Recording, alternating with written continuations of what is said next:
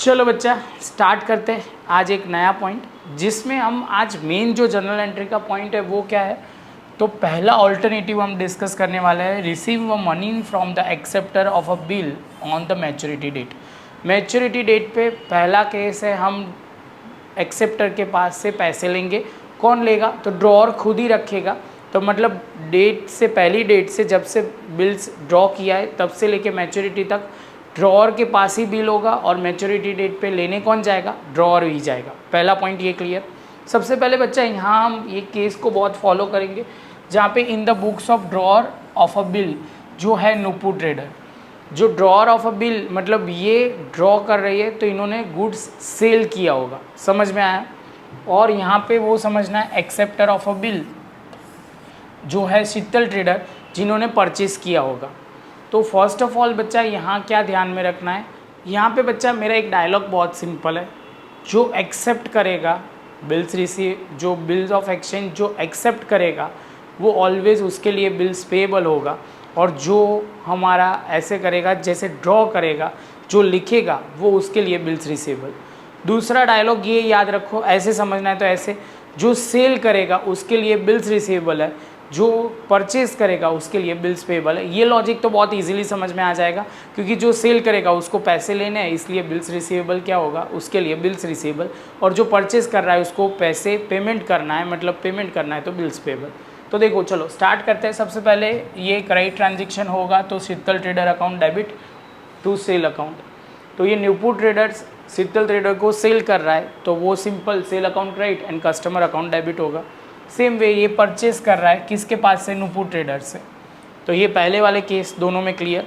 दूसरा वाला पॉइंट जो ध्यान में रखना है, receipt of bill receivable after the acceptance. Receipt of bill receivable after the acceptance, तो अब क्या किया उन्होंने? सेल करने के बाद बिल एक्सेप्ट कर दिया, तो बिल एक्सेप्ट किया है तो bills receivable account debit and Sheetal trader account debit. Simple, bills receivable business में आ रहा है इसलिए डेबिट होगा, और यहाँ पे वो असेट है इसलिए डेबिट हो रहा है, जबकि इनके लिए लायबिलिटी है, लायबिलिटी ऑलवेज क्रेडिट होती है, वो लॉजिक याद रखना है। तो Nupu trader account debit, bills payable account credit. Clear. अब मैच्योरिटी डेट आ गई, तो यहाँ पे पैसे किसको मिलेंगे? तो इनको पैसे मिलेंगे तो कैश अकाउंट डेबिट होगा, और किसकी वजह से पैसे मिल रहे हैं? बिल्स रिसीवेबल की वजह से पैसे मिल रहे हैं, तो यहाँ पे हम लिखेंगे cash account debit, bank bills receivable account credit. और यहाँ पे हम क्या लिखेंगे? Bills payable account credit and cash account credit. Simple एक एंट्री आपको बोलूँ तो यहाँ पे शीतल जो है शीतल ट्रेडर डेबिट हो रहे थे, तो यहाँ पे क्रेडिट हो जाएगा। यहाँ पे बिल्स रिसीवेबल डेबिट हो रहा था, तो यहाँ पे क्रेडिट हो जाएगा। ऐसे लॉजिक मैं कुछ नहीं बोल रहा, खाली आपको आइडिया दे रहा हूँ, बाकी मैं तो लॉजिक के साथ ही जाता हूँ।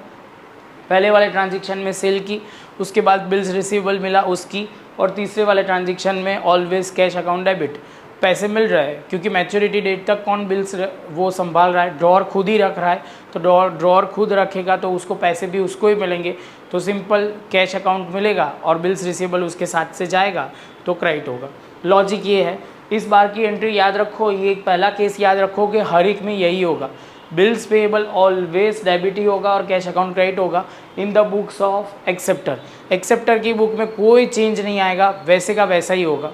अब बच्चा पहला जो होगा वो एक्सरसाइज का सम लूँगा, उसके बाद इलास्ट्रेशन 1, उसके बाद इलास्ट्रेशन 3 और 2, ऐसे करके हम 3 सम करते हैं तो आपको लॉजिक क्लियर हो जाएगा।